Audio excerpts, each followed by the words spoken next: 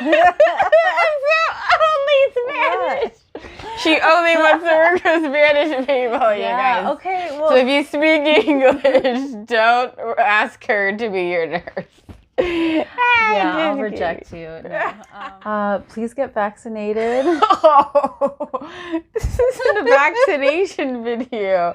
You can't do that. I can't. I mean, you can, but you know, some people feel a certain way about it. Yeah, and that's okay. I don't care, but yeah, you heard it here first. Nurse Lily says you should get vaccinated because it protects yourself and others around you. If you can't get vaccinated, wear a mask when you're indoors and wash your hands. And don't go out when you're sick. Oh, yeah. Obviously, that's a number one thing. Hey, Dingdongs! All right, thank you guys so much for tuning back. So today we have a special guest. This is Nurse Lily. Yay! Thank you. So I'm gonna do something a little bit different today. We are going to do questions with Nurse Lily today about COVID. So let's get right into it. So should we be afraid of COVID? I don't think people should be afraid of COVID. I think people should be very mindful and wear a mask indoors and kind of try to maintain that social distance, 6 feet distance, and wash your hands and just good overall hygiene and just be mindful of COVID, because something like this will most likely happen again in 5, 10, however many years. Yeah, you shouldn't be afraid of COVID, but you should don't ignore it. What should we know about COVID? That it's still here, it's not over, and it's probably not going anywhere until the majority of our population can get vaccinated. I know that a lot of people are nervous about getting vaccinated, and the reasons that some people have for not getting vaccinated are valid. People don't trust doctors or our medical system, which I don't blame them. It appears that a lot of this vaccine came out too quick, but what makes me feel good about getting the vaccine and most of my family having it is that there was enough research. Most of the people that are getting it are safe, and it really is saving people from having to go to be in the ICU or get admitted to the hospital with COVID, because I think Swedish just published their numbers of COVID patients, and very high percentage of the patients that are in the ICU, almost all of them are unvaccinated. So it really does save your life and other people's lives. Okay. Have you had COVID before? Yeah, I did. I got it last September.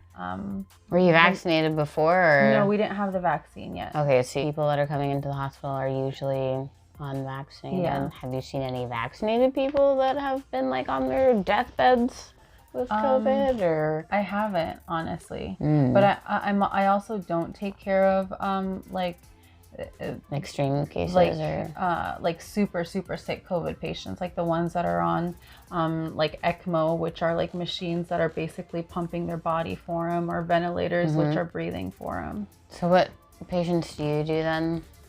So I have stable patients, or step down patients from the ICU, that are stable. They're sick, maybe requiring oxygen, and we're giving the medicine through an IV. Do you think healthcare workers should be mandated? Ooh, spicy. I do. I do wholeheartedly believe that the COVID vaccine prevents you yourself from getting sick, and also prevents you from spreading it to other people that can get sick who can't get vaccinated, because there's immunocompromised people, or the kids that are under 12 years old that is not approved to get vaccinated yet. It protects them from getting COVID. As a healthcare worker, you're working in the hospital around a lot of people who fall under that category and they're vulnerable. So I do think you should get vaccinated.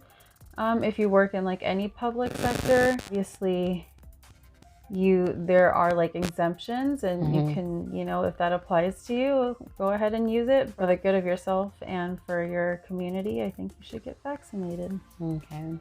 At your job, do you have to have it? Because I know like certain hospitals like require all their staff, but some hospitals don't here in Washington, right? I don't know. I don't know of ones that aren't requiring it, but yeah, like where I work, I believe all of UW Medicine is requiring all of their employees to be vaccinated by like mid-October. Okay. And if not, then you guys are fired, or? That I don't know yet. They didn't say what will happen if you're not vaccinated? No. Do you know like any nurses that you personally work with like that don't have the vaccine yet? You know, I don't know. I feel like most of the coworkers, the people that I work with, have it because we all talked about getting it. Yeah. There were like some nurses and employees who like waited a few months, but they ended up getting it because they saw that we had it and we were okay. So I don't know. Okay, so the vaccine, does it like weaken the symptoms of COVID? Because I mean, you can still get it. Yeah, I think it helps your body respond to the virus better and lessens the like brevity of the symptoms. What is the deal with the Delta variant? What's going on with that? Yeah, well, if like a virus or a bacteria like isn't 100% killed or eradicated, viruses like mutate and change. And so the Delta variant is a different type of COVID that, from what I've heard from like the news, is that it's much more contagious and also hits people harder, I guess. Like people get sicker from it. I have heard that like people with vaccines are still protected against those variants, but it's gonna be more likely that if we don't get like COVID under control, more variants will evolve. And I guess to kind of like compare it to the influenza, every year they come out with a different vaccine because there are different strains of the influenza virus. What kind of nurse are you? I am an adult nurse. I work on a medical telemetry and COVID unit at Harborview. It's a level 1 trauma center, and we get pretty much everything. Okay, so what do you do on a day-to-day basis? So as a nurse, what we're doing is pretty much monitoring, giving medications. We have like fairly stable patients, but sometimes we have patients that are kind of in the middle of being like stable versus like needing intensive level care. And so we're in constant communication with the doctors taking care of those patients, physical therapists, occupational therapists, sending them to get x-rays, MRIs, and yeah, just juggling a lot of things. Before COVID, like, because you weren't in this last year, you just got moved to it. Yeah, well, it was our unit that was kind of just chosen and turned into it. But besides that, and like when we don't have COVID, we're a medical telefloor, which is basically like stable patients that are getting medical care. Sometimes they're like post-trauma, so post like accidents, car accidents and stuff like that. But they're like stable, but still requiring like, you know, maybe you need surgery for something or you have like infections. We give, you know, medicine for that. Were you wearing like a mask before all the COVID stuff at work, or? Not all the time, just like when we'd have patients who like were symptomatic or, you know, were being isolated for the flu or other like viruses and diseases that were like are airborne or droplet. But now I don't think I'll ever like go to work without a mask and goggles ever again. So when you go to work, you're like fully strapped up in like all your equipment and whatnot. Like, are you double masking? Do you have like a whole bunch of protective gear on, or? Well, for work, I just wear my scrubs and then a mask and like eye goggles. when we interact with like COVID patients, we put on like our special like N95 masks, which are like the more protective ones that mold to your face. Right. And like a gown, and depending, some people, you know, use goggles or an eye shield, and gloves. Yeah. Is it tough or it's not that bad? Is it like how they, you know, make it like on social media, all the Facebook videos of like some of the nurses with like marks on their face, and like, is it bad or? It can be. Like, you really are in some rooms with patients for like hours, and you're wearing that stuff, and it gets so hot. Especially our gowns are like plastic, so if it's hot in the room, like it gets sticky onto your skin and you get really hot. And so it's not, I mean, yeah. And I would, like, when I wear those N95 masks for a long time, like, yeah, I would get the marks on my face too. How is COVID affecting your work, like, day to day? Well, like right now, this most recent wave of COVID patients, like our hospitals were already full with patients, like trauma patients and just the regular like summer wave that we always get. And I think a combination of like COVID and you know, like workers generally now like standing up for like you know, proper pay and benefits. A lot of like nurses have been leaving, and so like either going into travel nursing or just leaving nursing like totally Because it's so busy. Yeah, because I think they're just getting sick of it, and it sucks. So yeah, just like being full with patients and then being short staffed, and now we got our most recent wave of COVID patients. Are you guys hiring for like nurses? Oh, like, yeah.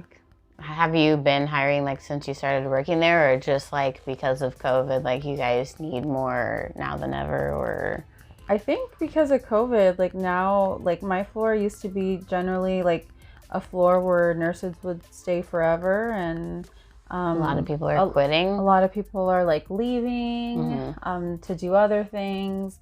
Some have retired. So it's kind of a combination of all that. Where are you trying to go after this? Yeah, well, I'm in school right now. Okay, for I'm getting my doctorate in nursing. So I'll be a nurse practitioner, and I'm in the family nurse practitioner track. So I'll be working in primary care with patients all the way from kiddos to seniors, and yeah. Why did you choose to do that path? Well, I wanna work in the community. I wanna do something with like public health or community health. I love working with Latinos and Spanish-speaking patients. It's my favorite, like at work, and so I hope to do a lot of like our patients are uninsured, minorities. Go to your experiencing hospital. Homelessness, and so yeah, that's the type of patients that I've always worked with, and kind of hope to work with them in more of a like a primary care long-term setting to you know, help keep patients out of the hospital. But then I think also as a nurse, it's important for me to also advocate for like universal health care, because COVID also showed how our healthcare system can improve a lot, because it's kind of sucks. How can it improve? By insuring everyone, you know, providing medical insurance for everyone, and making sure that everyone, regardless of your job or like immigration status, that you are able to go to a doctor and receive medical care. Because a lot of people who, you know, don't have that stuff don't go to a doctor for years and years and years, and then end up having really bad issues later on. And it's unfair that just because you have money or a job that you have insurance. You still have to get like vaccinated every year, like the flu. I think so. It's not like a one and done thing. I've heard that, because I think actually soon we might be getting like booster shots, and I think I'll have to do that as a healthcare employee. All right, well, thank you guys for watching. Bye, Ding Dongs! Only been a week or so, trying to find love in the city of gold. Okay, are you ready? Mm-hmm. All right, well, and you have to wave. Oh, too. okay, Okay, okay. 1, 2, 3.